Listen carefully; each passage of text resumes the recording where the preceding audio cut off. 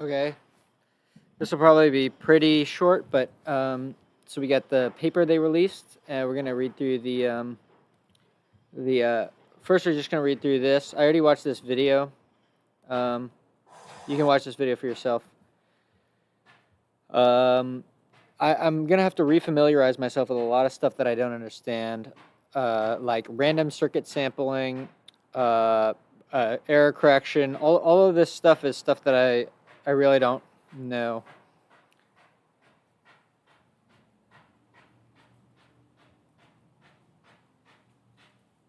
So okay, so the big promise of Willow is that first off, its coherence times are longer, and but error correction is the key thing here is that these chips may be able to last indefinitely. I guess is the claim here.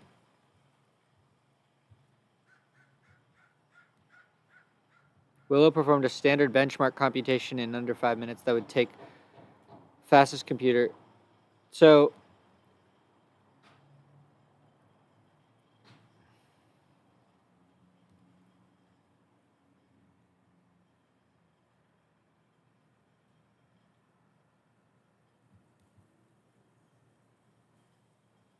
they have a little applications thing. I wonder what they say their applications are.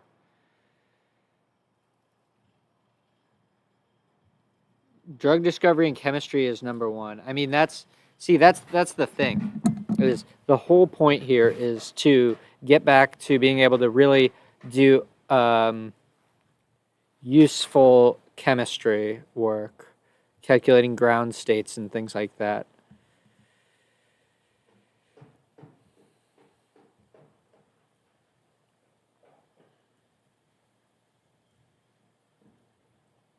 Errors are one of the greatest challenges in quantum computing since qubits, the unit of computation, have a tendency to rapidly exchange information with their environment, making it difficult to protect the information needed to complete a computation.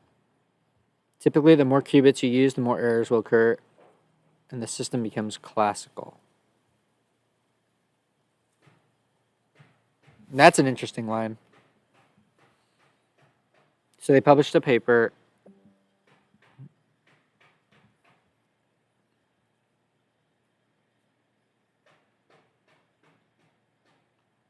So there was a picture in this, though, that I wanted to look at. So, okay, so there was this graph, which we'll probably get to, which is the coherence time. I think this is probably of the physical qubit, not the logical qubit. I don't know. Maybe it's the logical qubit. Could be the logical qubit, actually. That's probably what they're measuring. Anyway, so we wanted to count the...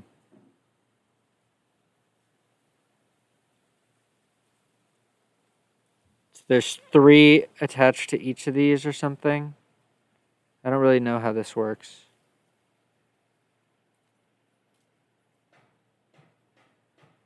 I honestly don't know what this means.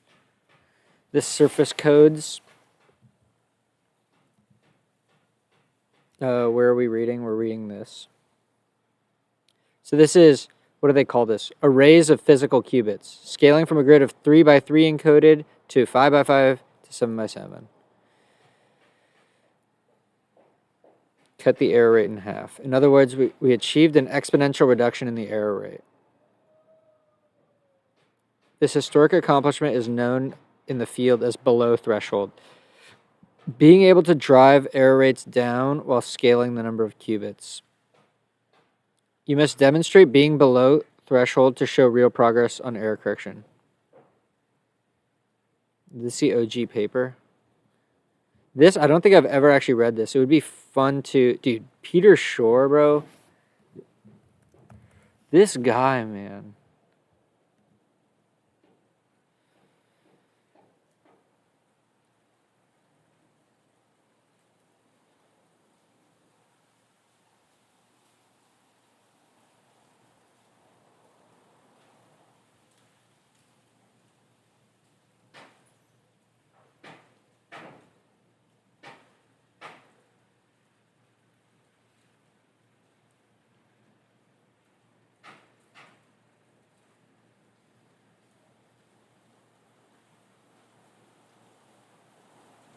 Dude, he's just such a legend, man.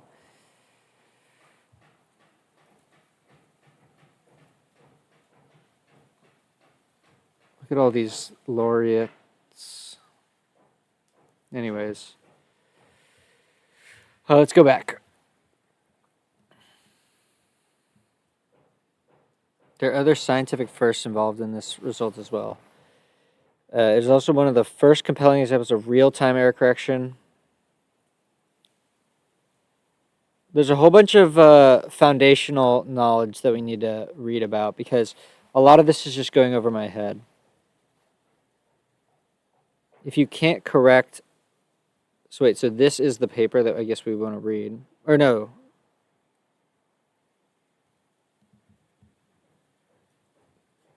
Wait, it's this. No, what the hell am I doing?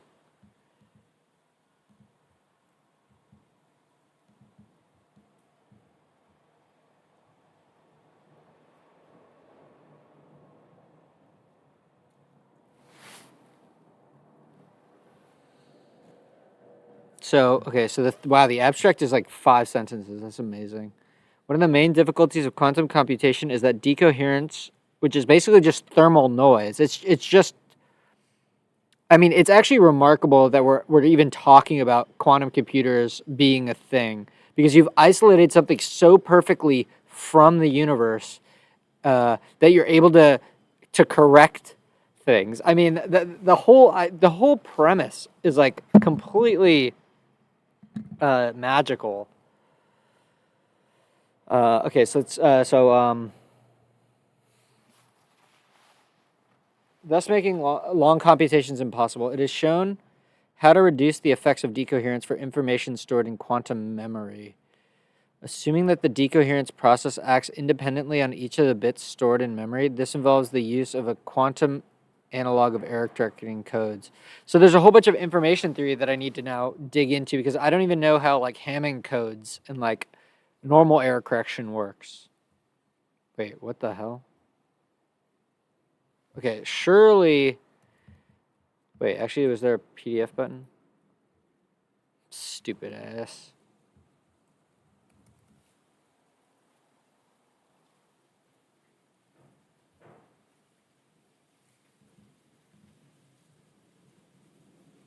There we go. It's oh wait, is that what I want? I don't want that. I want to save this. Okay, Shore 1995.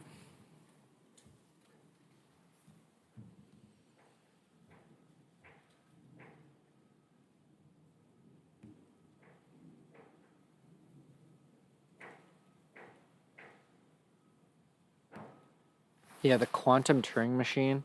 Dude, now that I know more about computing, I feel like it would be useful to go back through some of this foundational knowledge on quantum computing. Because, like Nielsen's book, I should just reread that. Get myself back up to speed, because it's been so long.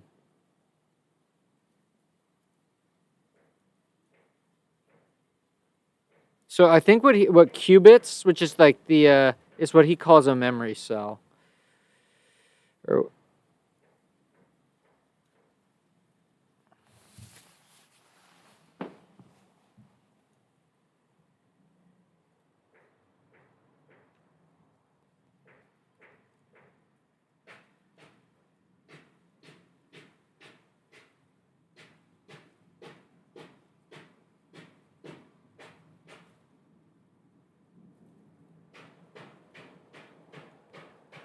Yeah, a two-state memory cell is called a qubit.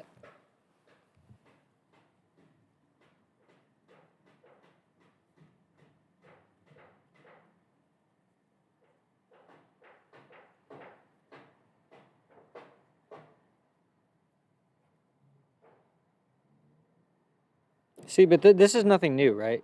K classical can take on 2 to the K states, thereby requiring K bits to describe them.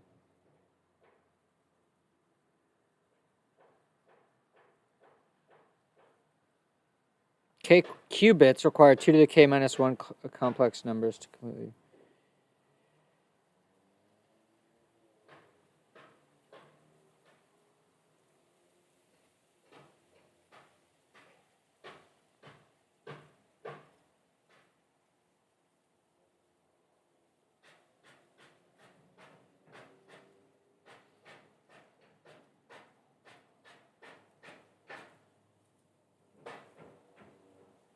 And why is that?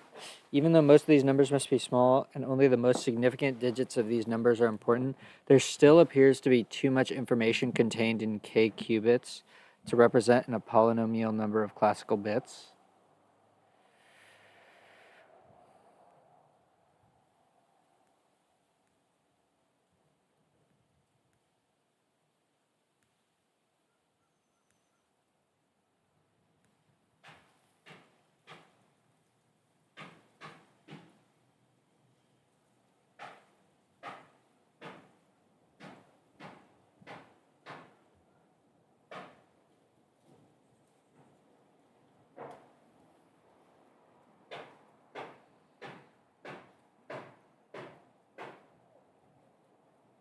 So it's not clear whether quantum computers are feasible to build. So they're literally saying, nah, yeah. Google is literally saying, yeah, they are feasible to build.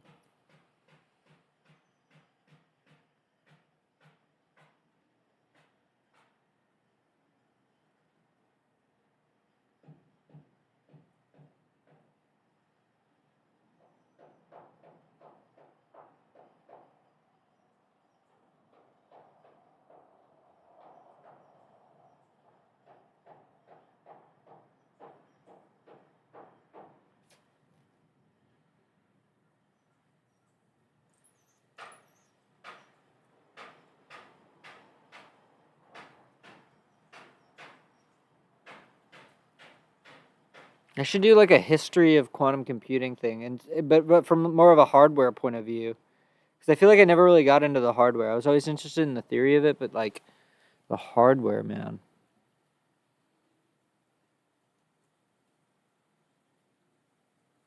And I do want to finally understand Shor's algorithm, because I don't think I ever really understood how QFT works.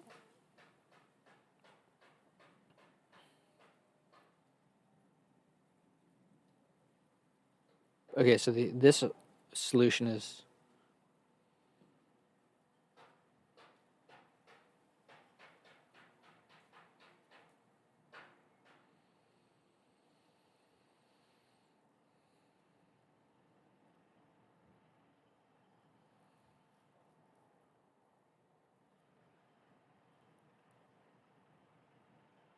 See, that's an interesting assumption, right? Assuming that the decoherence process affects the different qubits in memory independently. I don't know if, can you even do that?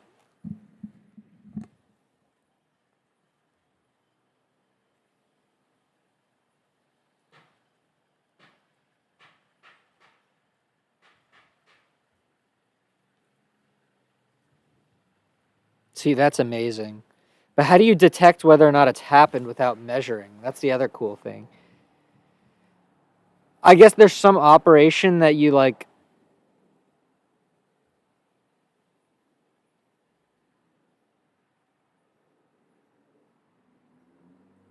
Fuck, dude. I haven't seen a brocket in a while, bro.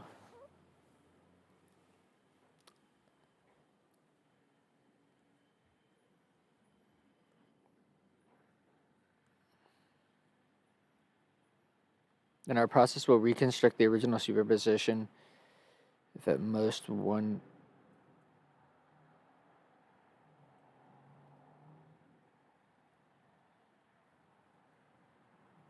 If at most one decoheres. So if two of them, then you're kind of fucked.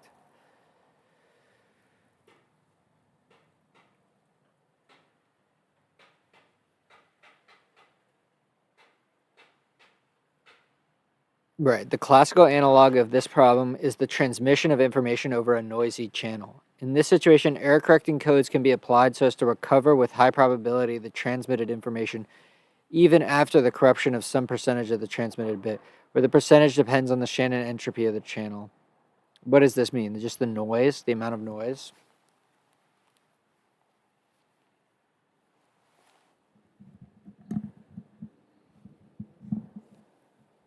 We give a quantum analog of the most trivial classical coding scheme, the repetition code, which provides redundancy by duplicating each bit several times.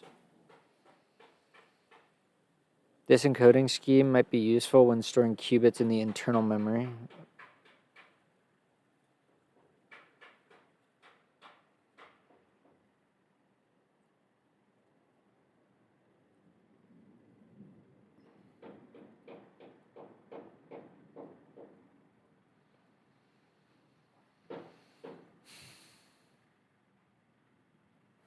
That's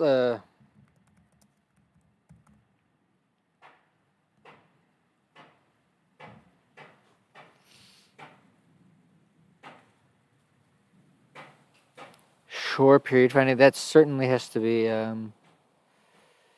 prime factorization.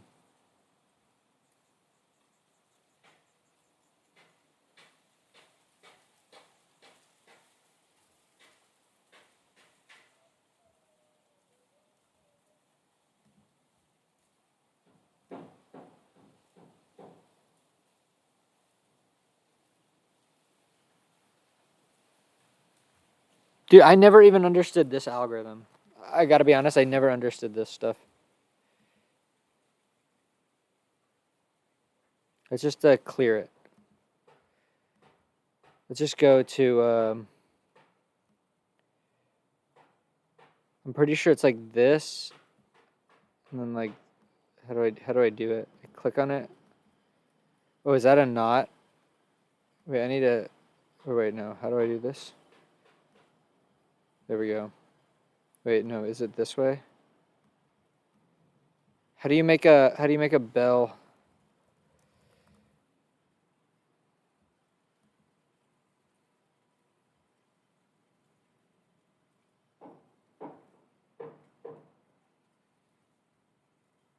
The simplest, so this is like, what is this like? This is like the simplest example of quantum entanglement.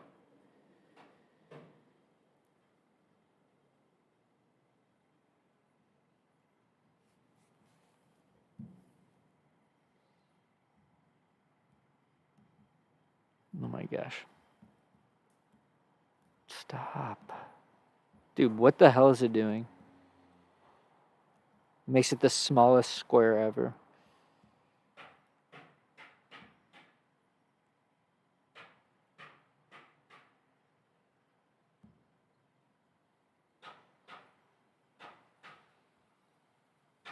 There we go. It's H, and then you switch these. Okay, so now they're... Did I even draw this right in my painting? I might have fucked up on my painting then. I have a big painting of the Bell state.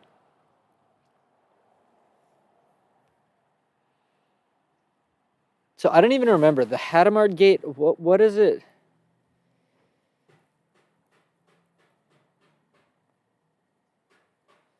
All this math is like so over my head now.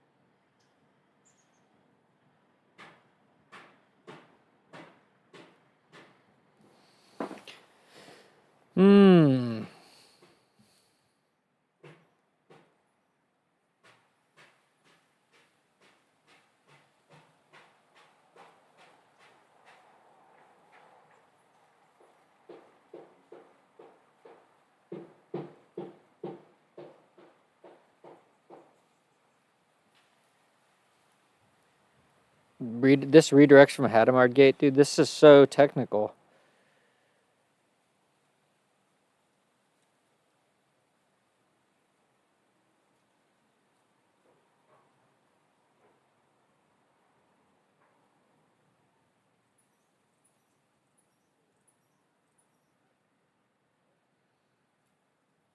Right, so you can do a Hadamard against multiple gates, is that right?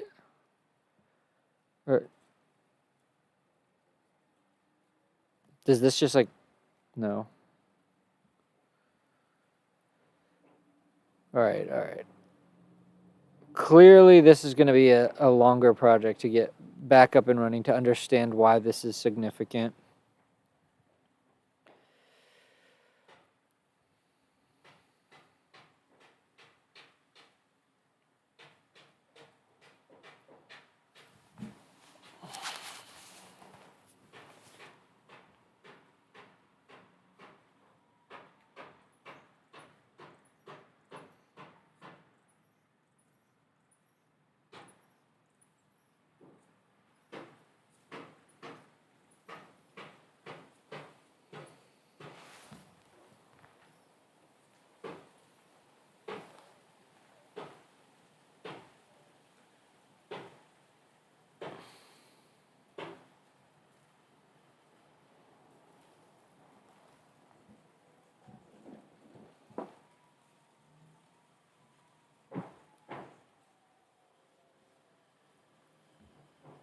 Yeah, right.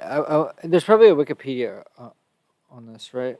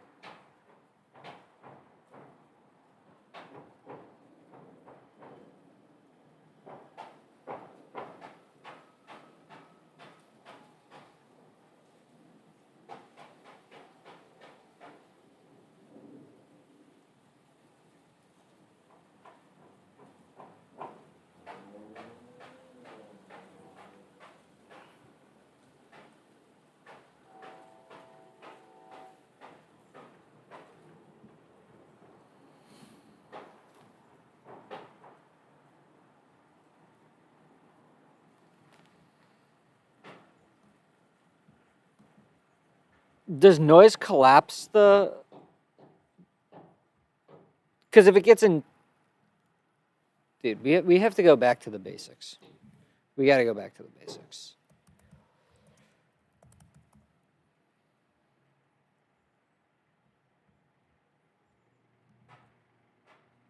Is that just chapter 1?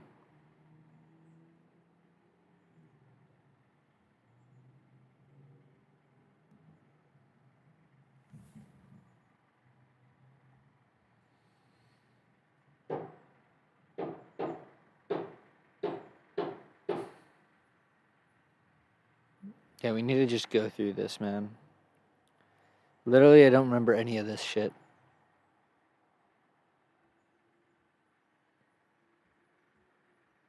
Wait, I don't think this is the full book, though.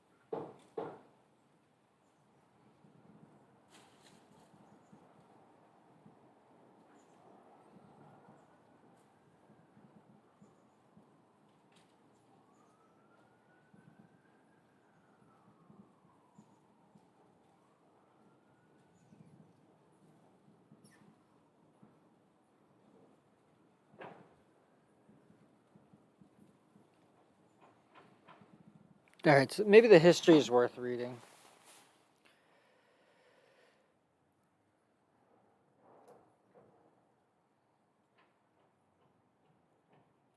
The problem was the theories of physics at that time were predicting absurdities such as the existence of an ultraviolet catastrophe involving infinite energies or electrons spiraling inexorably into the atomic nucleus. At first, such problems were resolved ad hoc, but a better of radiation in atoms was gained.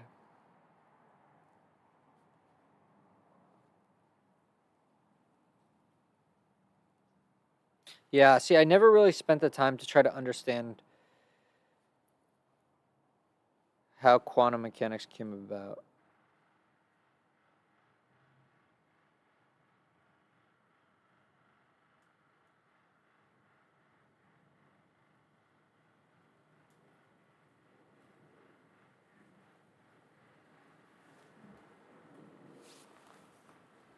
What is quantum mechanics? Quantum mechanics is a mathematical framework or set of rules for the construction of physical theories. What a vague thing. There's a physical theory known as quantum electrodynamics, which describes with fantastic accuracy the interaction of atoms and light. Quantum electrodynamics is built up within the framework of quantum mechanics, but it contains specific rules not determined by quantum mechanics. The relationship of quantum mechanics to specific physical theories like quantum electrodynamics is rather like the relationship of a computer's operating system to specific application software. Really? I feel like I've never read that before. That's really interesting. The operating system sets certain basic parameters and modes of operation, but leaves open how specific tasks are accomplished. The rules of quantum mechanics are simple, but even experts find them counterintuitive. And the earliest antecedents of quantum computation and information may be found in the long-standing desire of physicists to better understand quantum mechanics. The best-known critic of QM, Einstein, went to his grave unreconciled with the theory he helped invent. Generations of physicists since have wrestled with quantum mechanics in an effort to make its predictions more palatable. One of the goals of quantum computation and information is to develop tools which sharpen our intuition about quantum mechanics and make its predictions more transparent to human minds. In the 80s,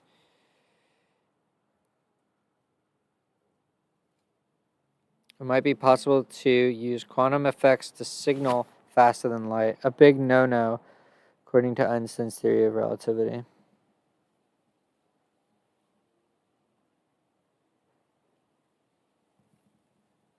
Oh, I forgot about no cloning. That's so interesting.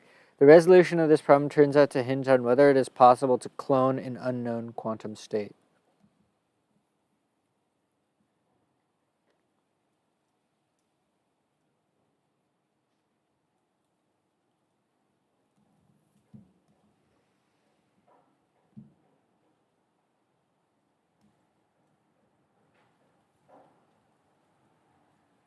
To no cloning theorem is one of the earliest results. Many refinements have been made.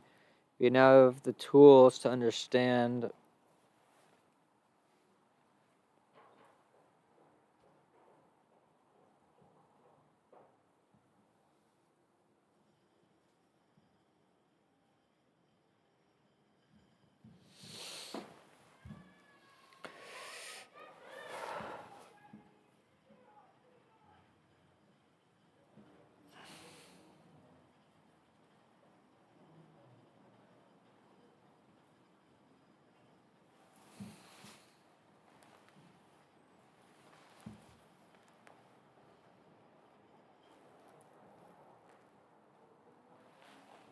and then okay, so clearly we're starting a longer thread. It's going to take longer than I expected. Because I want to get into the hardware, Joseph's injunctions, because that's presumably what they've made.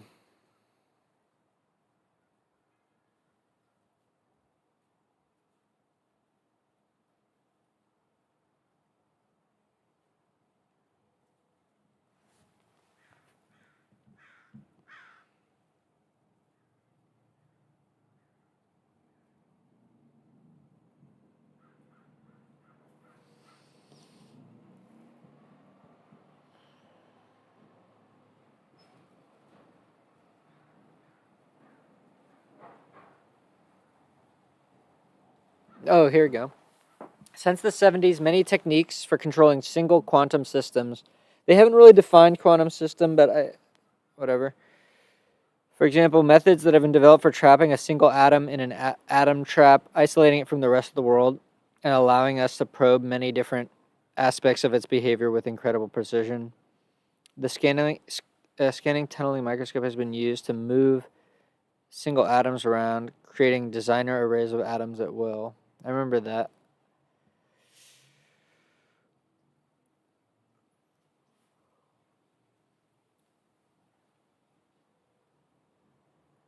So why?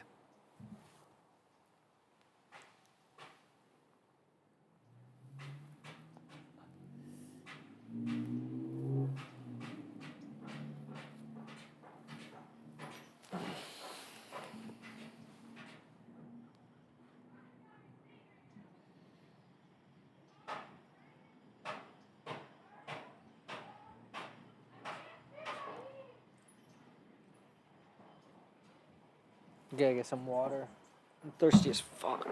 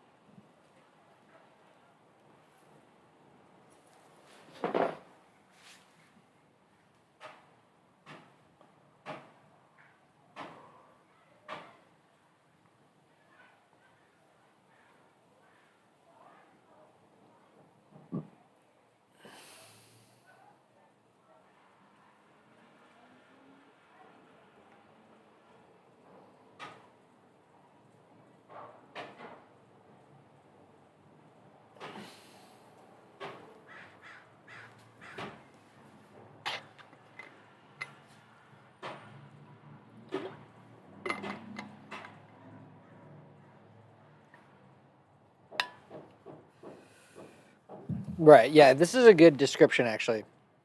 So there's a thing called a Turing machine. Then there's a thing called the universal Turing machine, which is just is I think it's just a Turing machine that can be used to take a Turing machine in some specific form as input and simulate that Turing machine.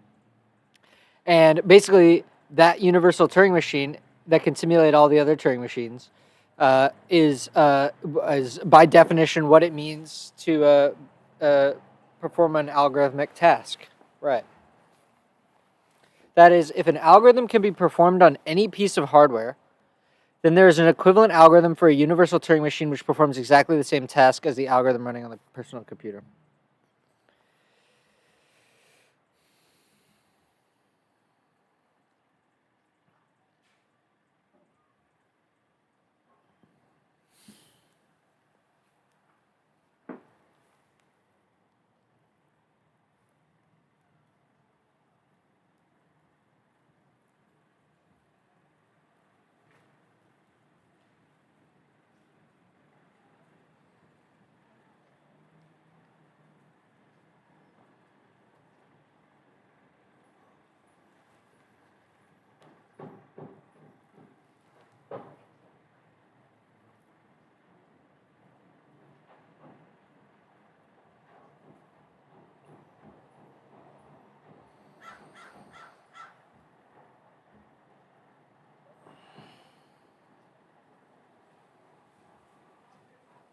The problem is I really don't know quantum mechanics. I don't know anything about quantum mechanics.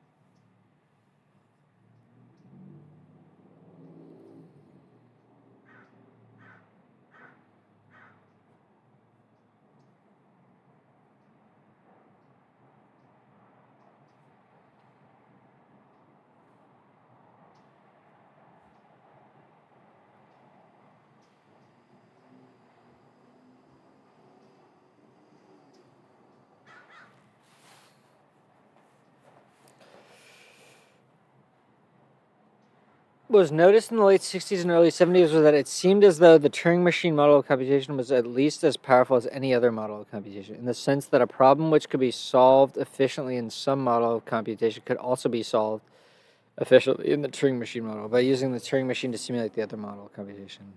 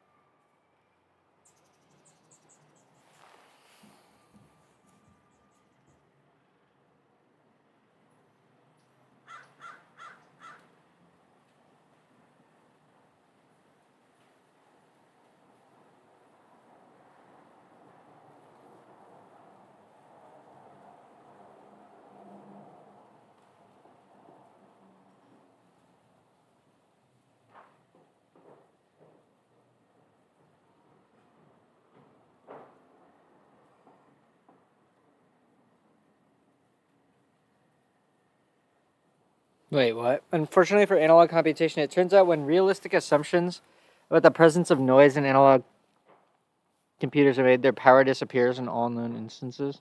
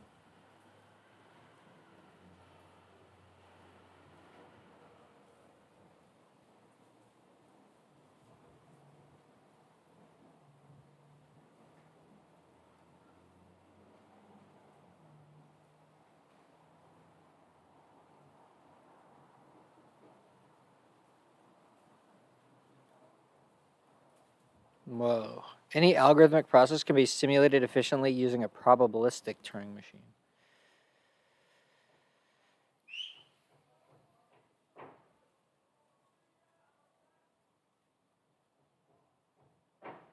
I don't even know what a probabilistic Turing machine is.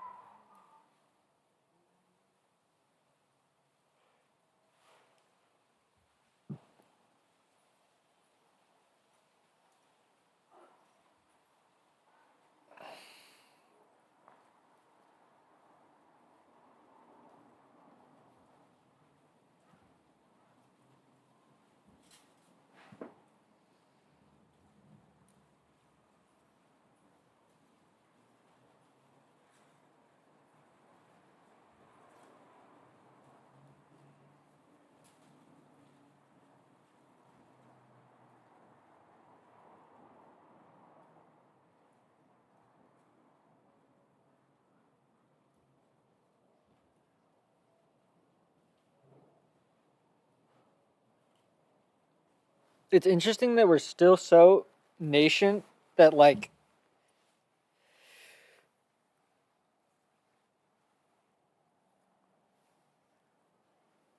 that we're still like nobody even does Shor's algorithm, or well, some people do, but it's like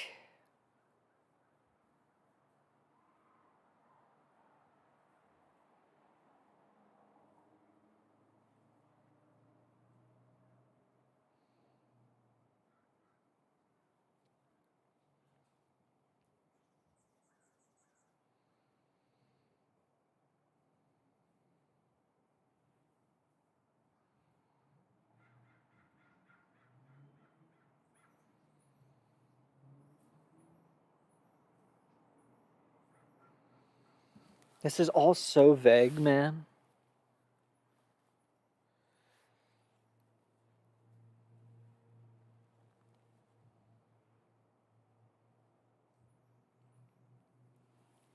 I mean, for me, the thing about quantum computing that's exciting is that you could potentially like model like protein interactions and like stuff of actual use. You know, not just in medicine but material science and all that. Like that's the more I mean, the security thing. It's almost pesky. It's almost like you don't even care or want it.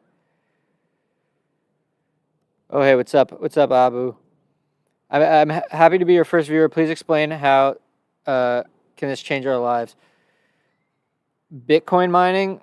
Well, don't quote me on this, but I'm pretty sure that that the whole point of Bitcoin mining is to basically do a bunch of useless work. And I think that work is NP hard. I think it might even be factorization. I don't even remember what it is. But if you have a quantum computer, you could just take all your Bitcoins because you could just mine all of them hella fast. Honestly, I don't going a little out of my depth there. Right now we're just reading a book. But the point is to get back eventually to back up to speed on this blog post where they announced their new chip, which you know, they have a whole bunch of numbers here and they have a whole bunch of things, and you know, oh, here we go. Commercial relevance. This is an interesting diagram. RCS is the hardest benchmark that can be done on a quantum computer today. Yeah, so we really need to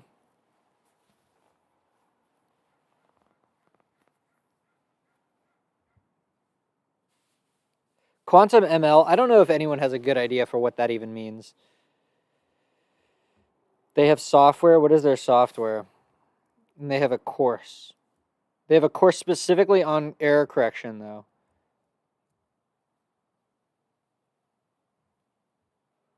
Ugh, I hate these websites, though. They make everything look so scammy. It's like, why not just, like, not have me sign in? Why not just, like... Oh, yeah, Cirque, bro. I remember Cirque. I don't know what this is. I don't remember this.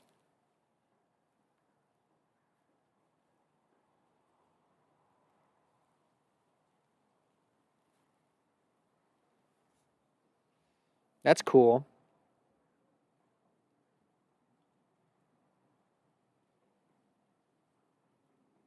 I guess people are doing cool quantum ML work, but honestly, I don't see any, like, sick stuff.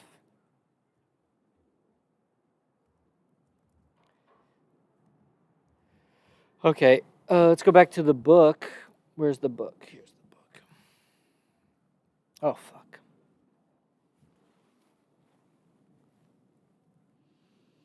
Okay.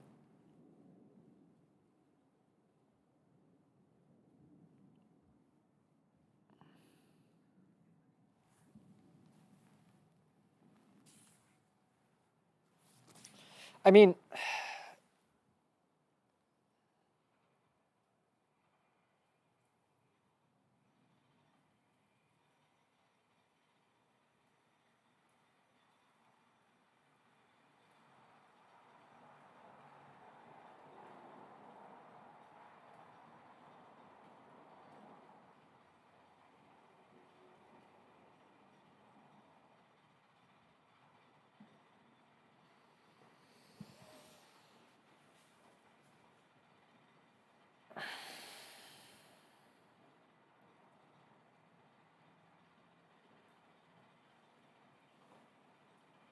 That's actually interesting to me.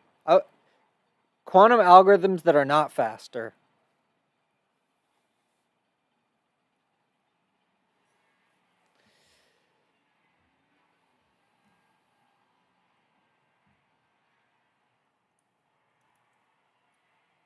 We can ask if there are any generalizations we can make about the power of quantum computers.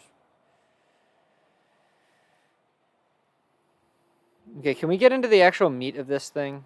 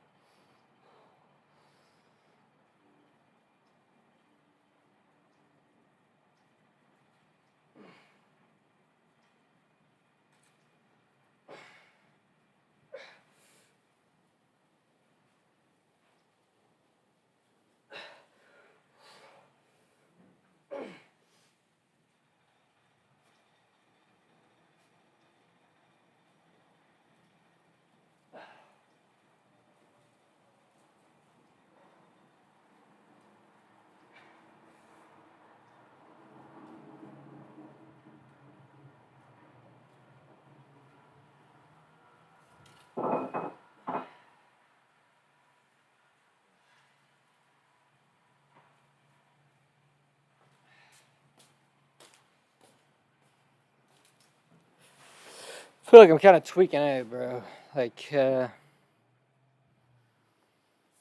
I'm in uncertain territory here, even though I've read this before.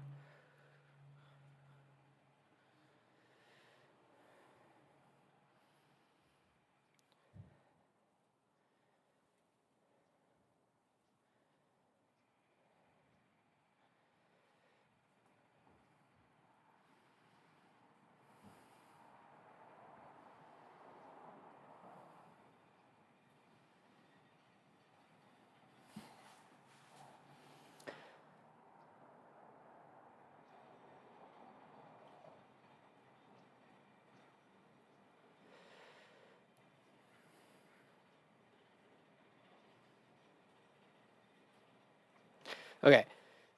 Okay. Shannon's noiseless channel coding theorem quantifies the physical resources required to store the output from an information source. Shannon's second theorem, the noisy channel coding theorem, quantifies how much information it is possible to reliably transmit through a noisy communications channel.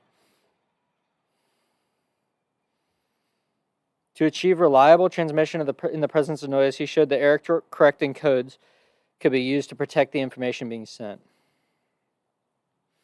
Shannon's noisy channel coding theorem gives an upper limit. Gives an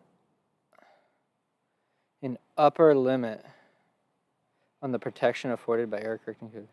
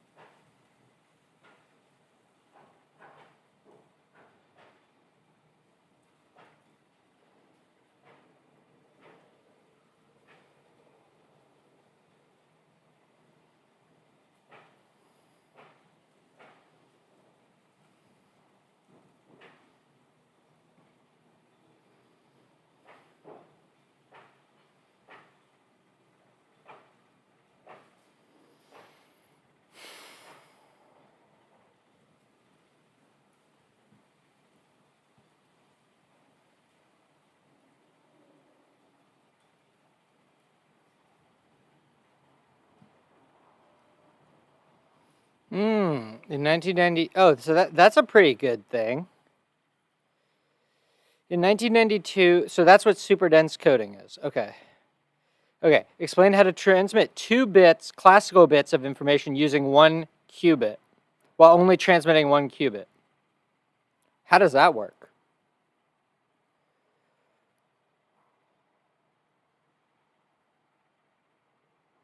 I want to know how that works.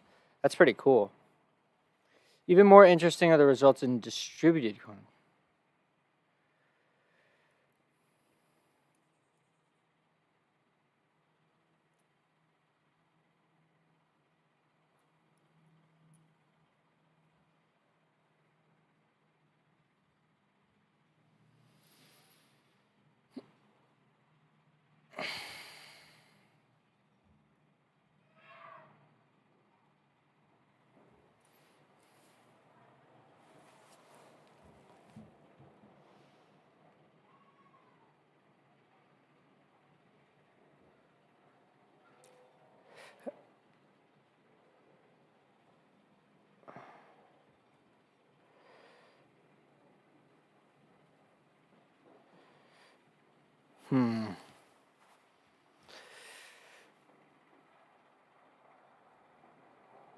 I knew I was going to see Alice and Bob. I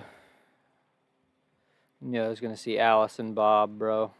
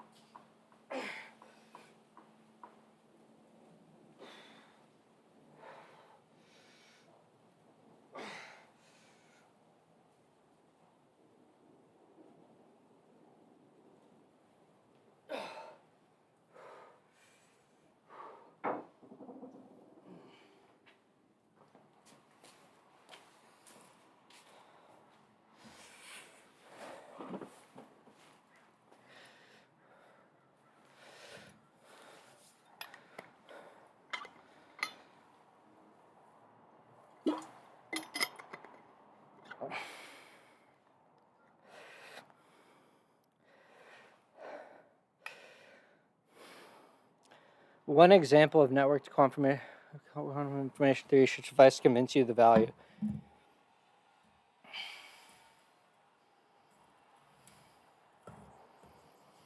They don't define noisy channel. I feel like this is so much. All right, well, let me read what it is. Imagine we are attempting to send quantum information from Alice to Bob through a noisy quantum channel. If that channel has 0 capacity for quantum information, then it is impossible to reliably send any information. Imagine that we have two copies of the channel operating in synchrony.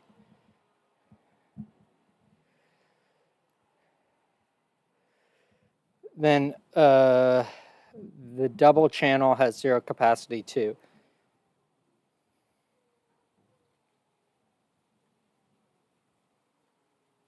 I don't even understand what that means.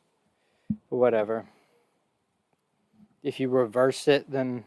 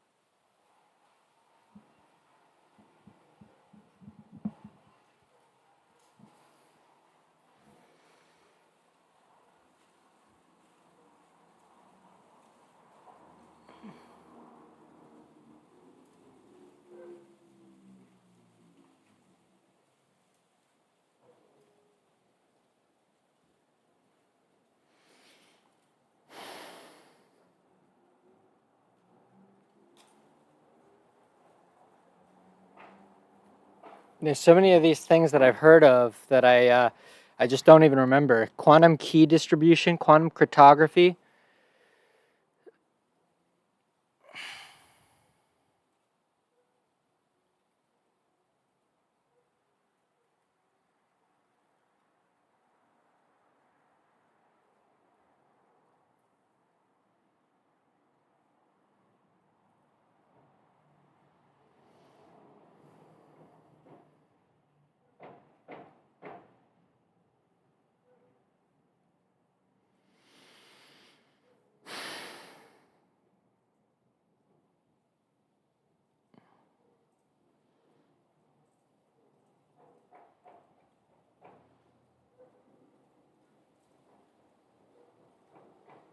Wait, okay. In public key, Bob publishes a public key. Alice can use the public key that Bob has to encrypt the message she sends to Bob. A third party can't use Bob's key to decrypt the message.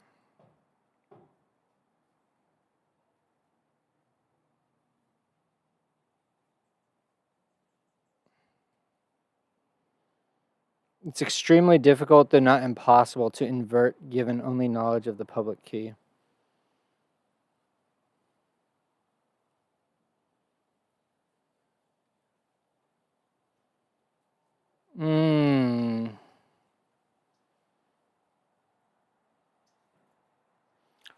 Public key cryptography is pretty cool now that I read it like that.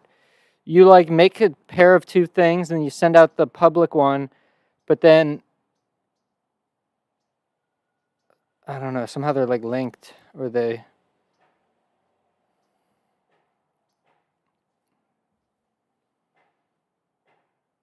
rather remarkably, public key cryptography did not achieve widespread use until the mid-70s.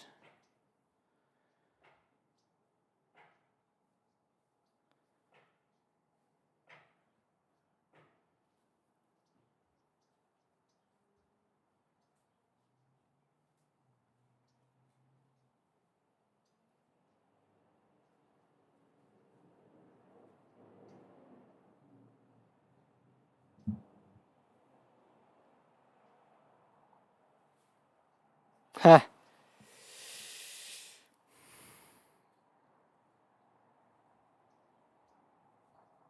The key to the security is that it should be difficult to invert the encryption stage.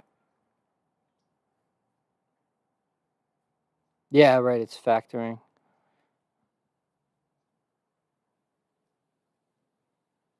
And it's all presumed on the fact that it's hard on classical computers.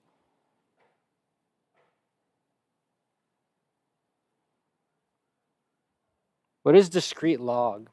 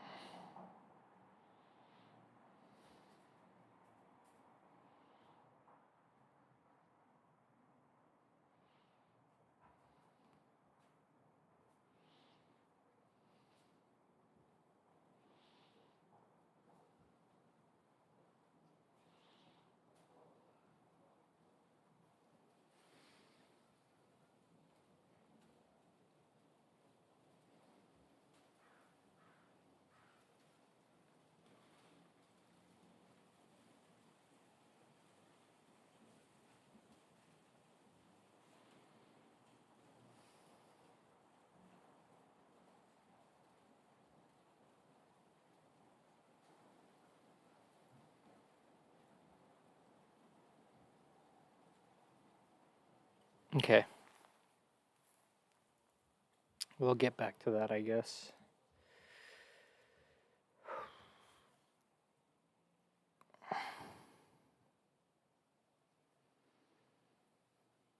I remember at one time I had like a huge insight that the entanglement is just a generalization of superposition, but I need to get back into it.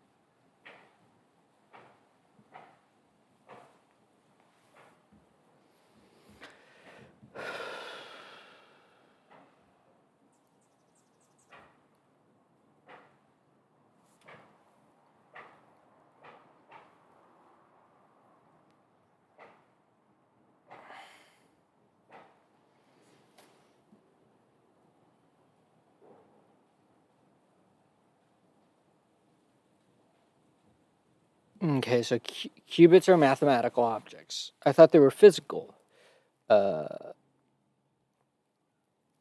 and are realized as actual physical systems.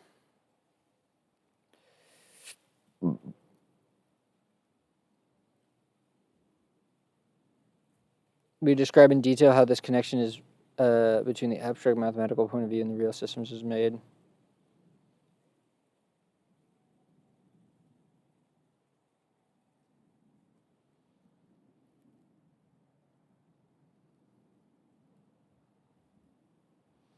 Oh yeah, but everything's a linear combination, right? But doesn't it have to also sum to 1?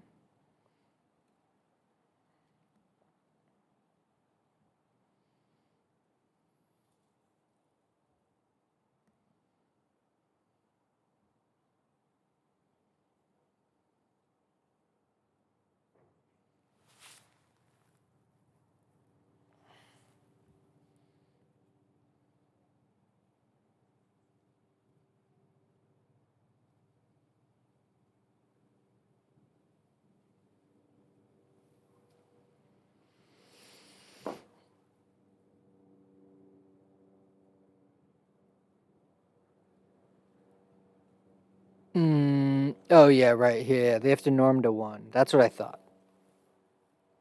Okay, so thinking. No, alpha and beta are complex, though. I forgot about that.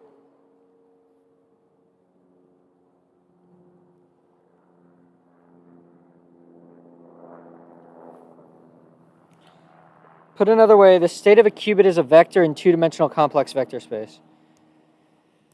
Okay, but there's additional thing.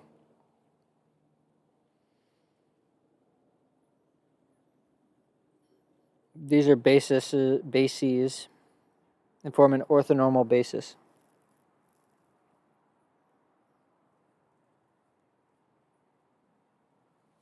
We can examine a bit if to determine whether or not it's in 1 or 0.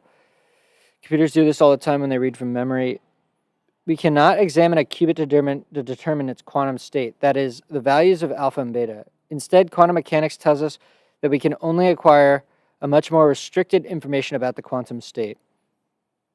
Why is it about quantum mechanics that it hides from you? I don't get that. When we measure a qubit, we get either the result 0 with probability alpha squared, or the norm of alpha squared, or 1 with probably norm beta squared.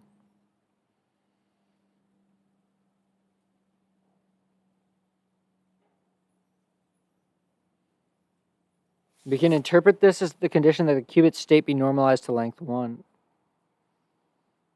Thus, in general, qubit state is a unit vector in the two-dimensional complex vector space. Right.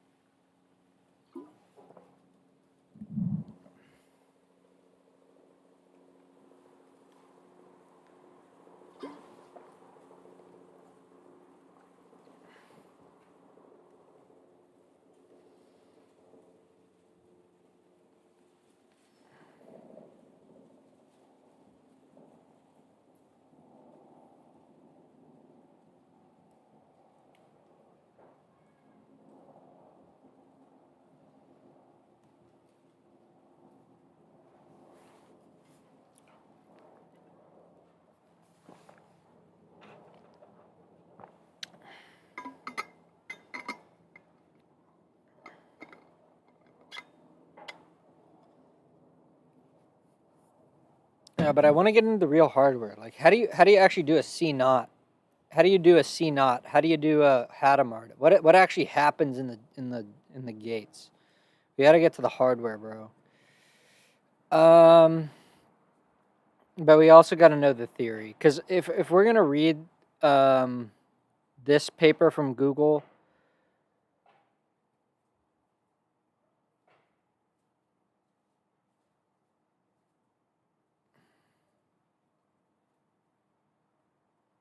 That if we're going to read this, then we better know the history.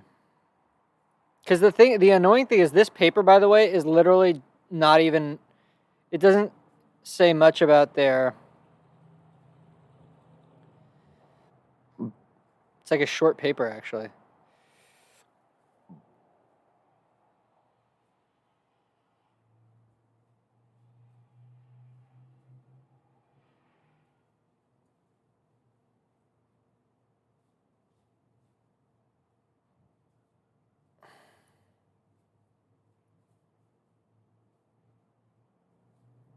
You can just email him. That's cool.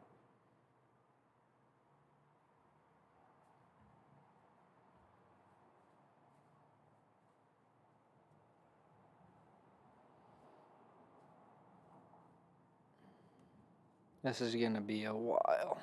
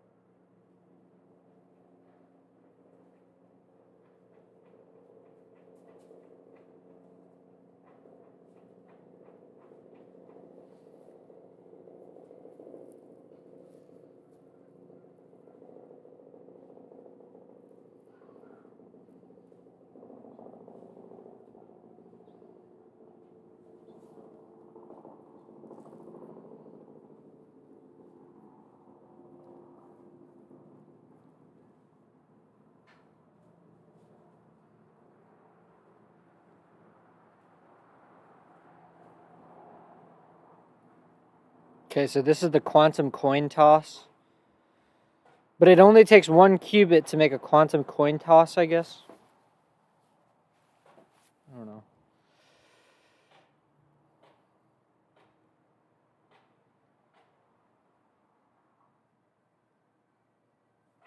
Okay, here we go. To get a concrete feel for how a qubit can be realized, it may be helpful to list some of the ways that this realization may occur. As the 2 different polarizations of a photon, as the alignment of a nuclear spin in a uniform magnetic field, as the 2 states of an electron orbiting a single atom, as shown in figure 1.2. I like that one the most.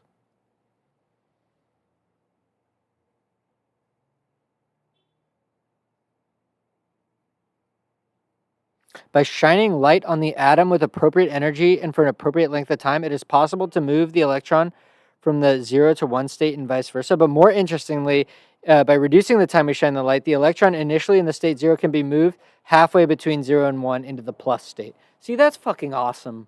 That's so cool. I mean, for real, it's remarkable that you can do that. That's a real thing. A hydrogen atom or something? I don't know.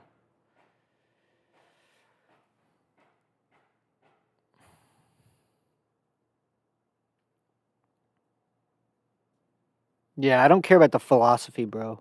No one cares about the philosophy. I just want to be able to read this paper to see how cool error correction is. Because alpha squared plus beta squared equals 1, we may rewrite the equation. Oh, God. What the fuck? This is minus... dude, I need to remember my freaking... I need to go back through and do this calculation on paper. Theta, phi, and gamma. Theta, phi, and gamma are real numbers. It's because...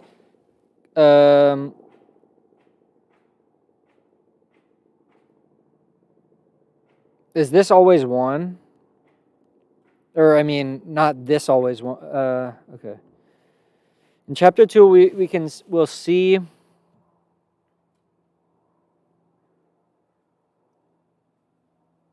that we can ignore the factor in the front because it has no observable effects. And we can write this.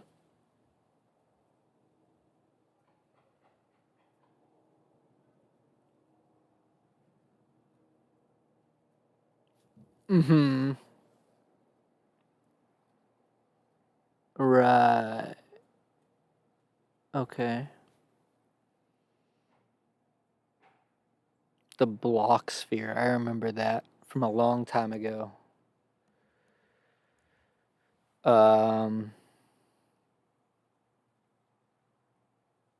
It provides... So wait, hold on. It's the definition of a qubit is a unit vector in 2-dimensional complex vector space. So yeah, so that's the block sphere for sure. But 2-dimensional complex vector space.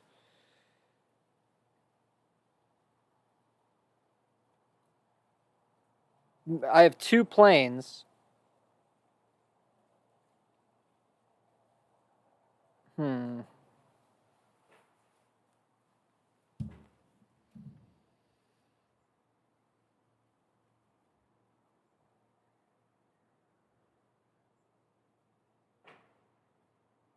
Dude, I gotta think about some of this with exercises. I gotta do some freaking manual calculations before I understand that. Because, like, look, the qubit is in 2-dimensional complex vector space.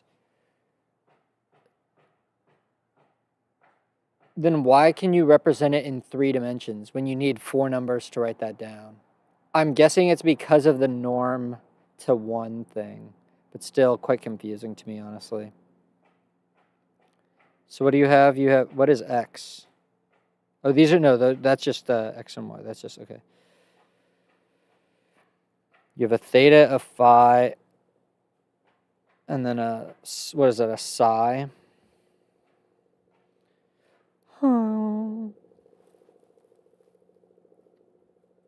Yeah, paradoxically, there's an infinite number. So in principle, one could store an entire text of Shakespeare in the infinite binary expansion of zero. However, this conclusion turns out to be misleading because only the behavior of a qubit when observed.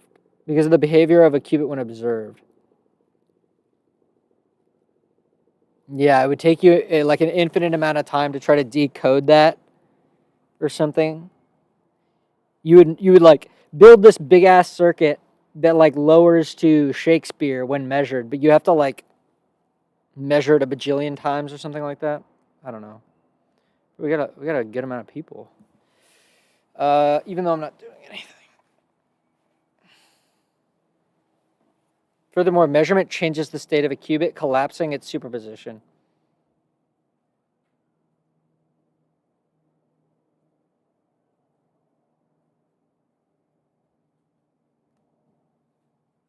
Nobody knows, dude.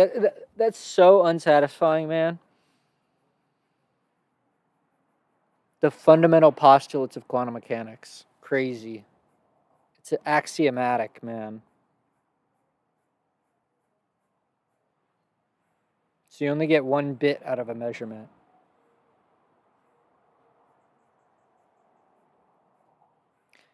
How much information is represented by a qubit if we do not measurement? This is a trick question because how can one quantify information if it can't be measured?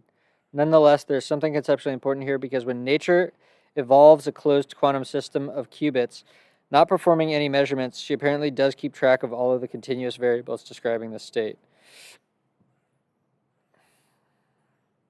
In a sense, in the state of a qubit, nature conceals a great deal of hidden information.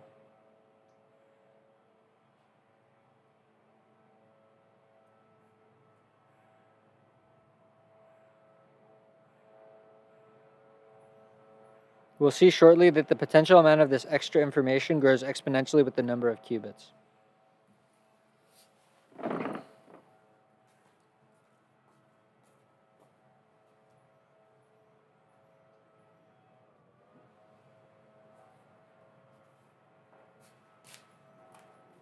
Wait, hold on. I gotta go inside.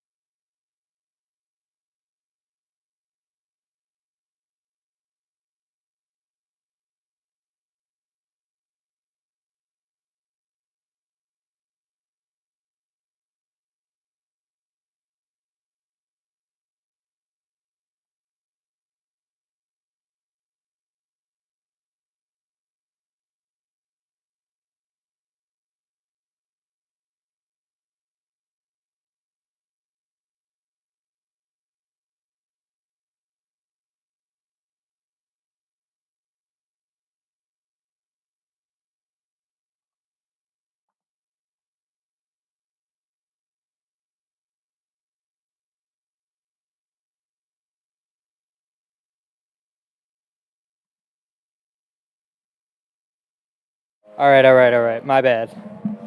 Give me a second here to get set up. Okay.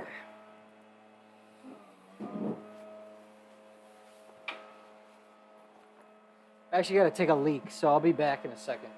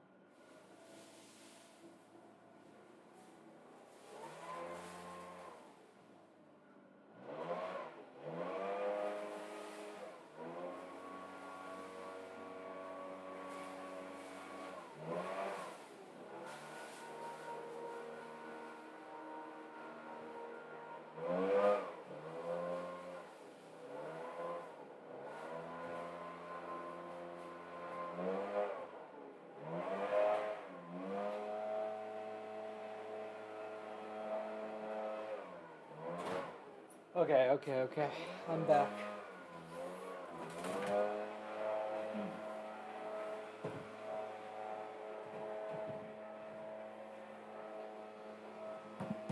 All right. Let me just see my levels. How's it going? Okay. Cool. Turn it up. Turn it up. All right.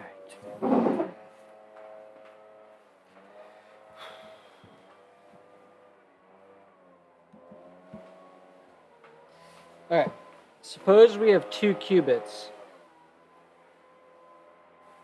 If there were 2 classical bits, there'd be 4 states, 2 to the n.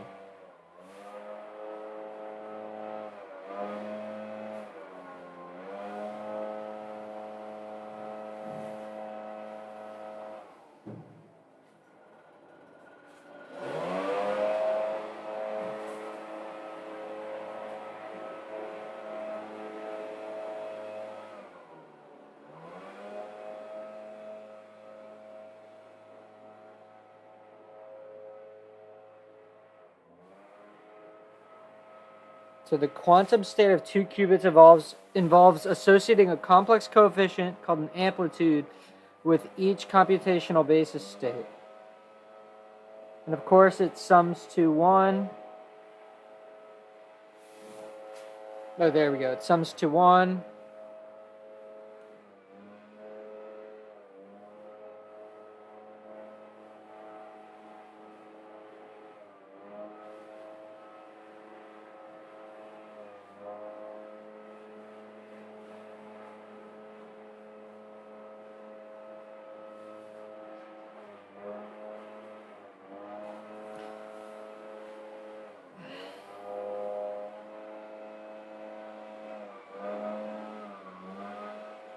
Wait. Measuring the first this is the important part. For a 2-qubit system, we could measure just a subset of the qubits, say the first qubit, and you can probably guess how this works. Measuring the first qubit alone gives 0 with probability 0, 0 squared and 0, 1 squared, leaving the post-measurement state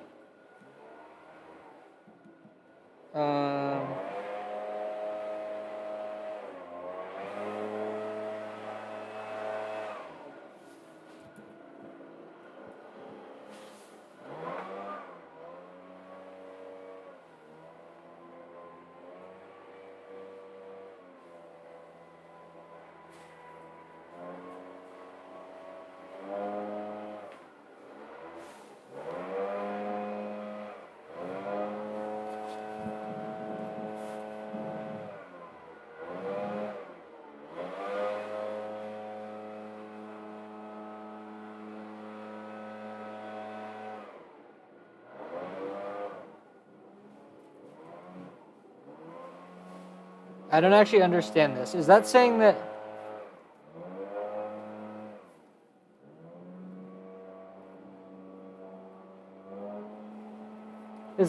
it's impossible for it to be in 1, 0 and 1, 1 now?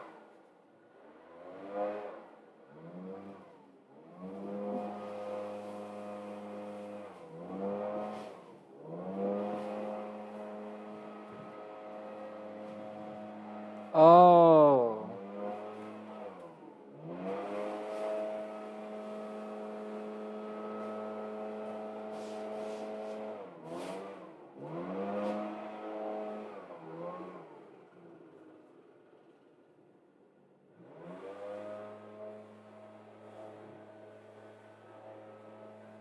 Right.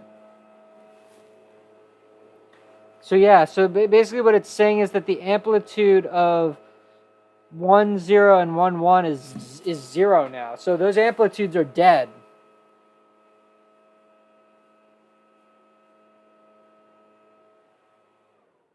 So we measured the first qubit.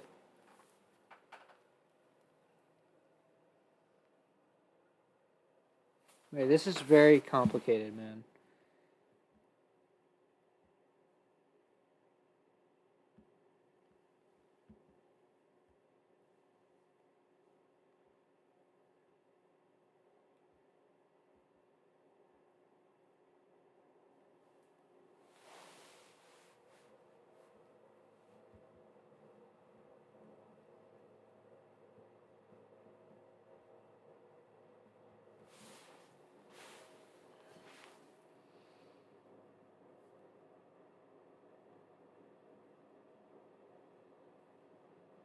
The Bell state has the property that upon measuring the first qubit, one obtains two possible results.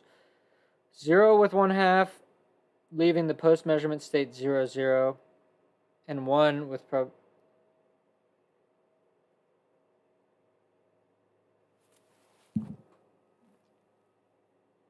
So that's the same as what that graph there was saying. That is, the measurement outcomes are correlated.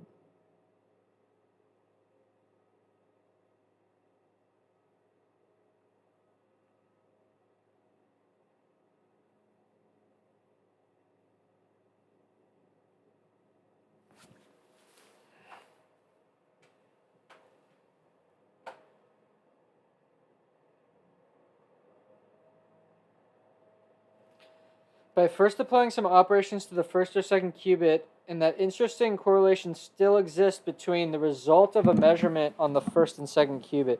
These correlations have been the subject of intense interest ever since a famous paper by Einstein, Podolsky, and Rosen, in which they first pointed out the strange properties of the states like the Bell state.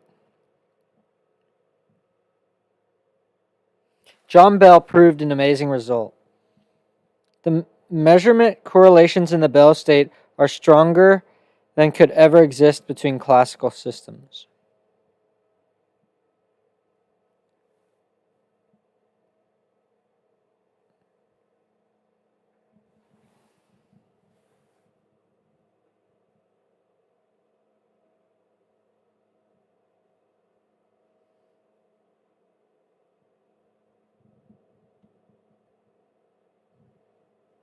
More generally, we may consider a system of n qubits. The computational basis states are of the form.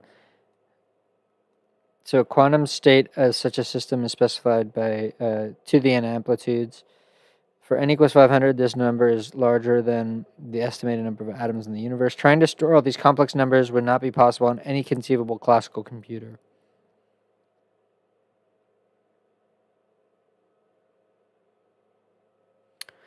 Right. It's because let's say you need 2 bytes to store a complex number in a normal programming language. You need that for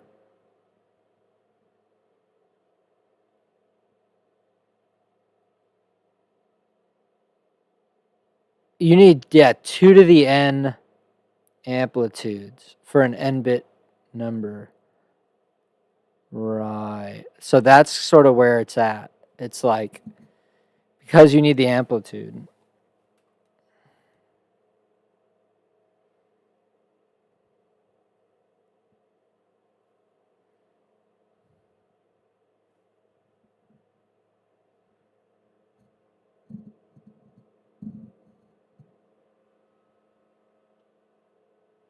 Nature manipulates such enormous quantities of data, even for systems containing only a few hundred atoms.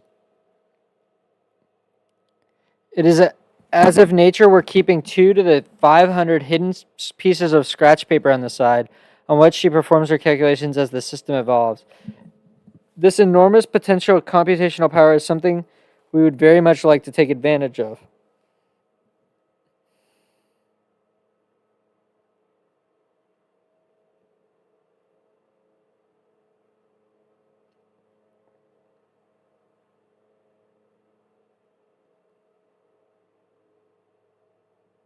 So how does this actually work, though? Anyways, I'm going to make some food because I got to get to class. But this was basically, instead of being about Google's Willow quantum chip, unfortunately, we had to start digging back into the actual science because, you read something like this and you just have no idea how important it is until you understand what's going on in the background. So, God, that looks so sick, though. And presumably it is literally just still a piece of silicon. Can we just do a little bit of like manufacturing Josephson junction?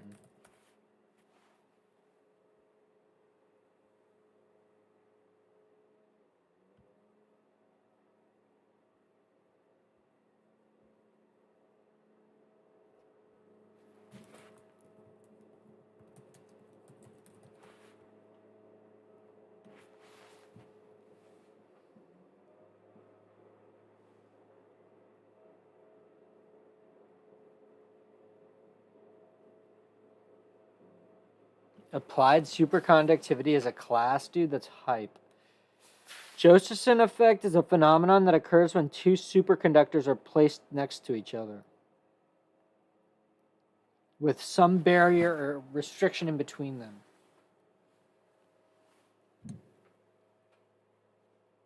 So the IV curve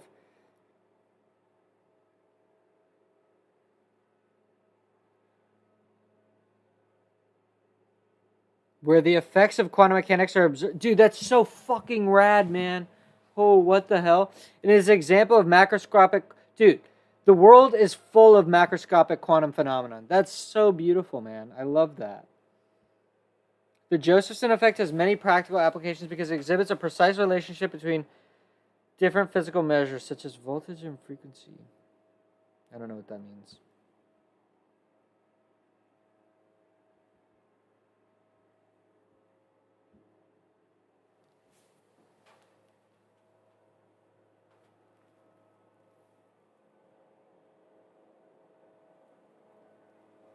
So actually, what are the superconductors made of?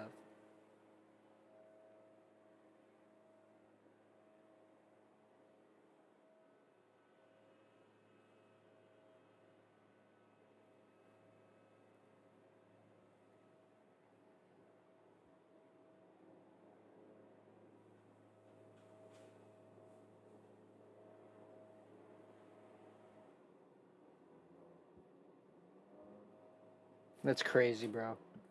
Anyways, we have to, I guess I'm starting a new series at some point where we really go into, get back into the math of quantum. Are there exercises? Hopefully there are exercises. What the hell? There's no exercises in this book?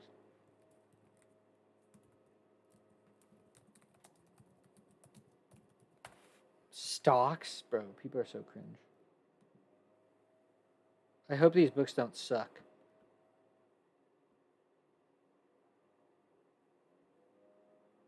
What's like a textbook with, dude, come on. What's a book with like, yeah, I was thinking this one. Let's see if we can get a PDF of it.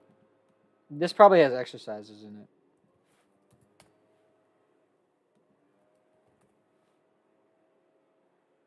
Hell yeah, bro.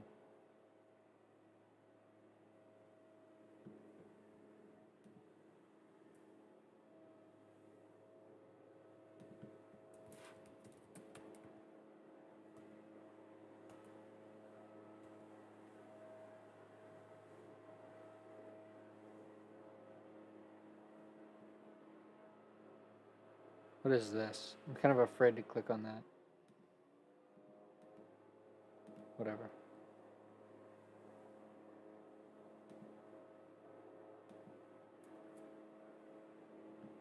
Is that just on every page?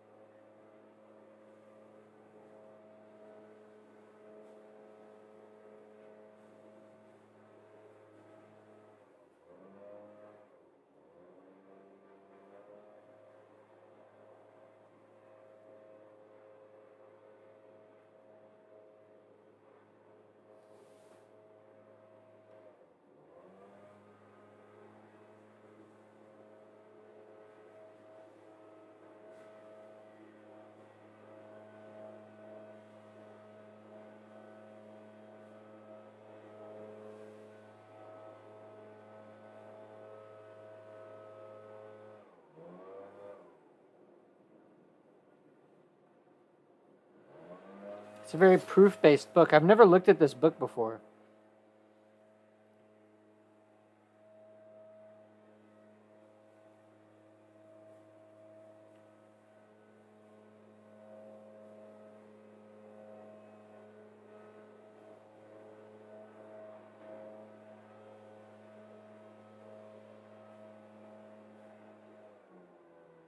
All right, I gotta go eat, but maybe we'll read through this book. But it still doesn't look like there's exercises in it.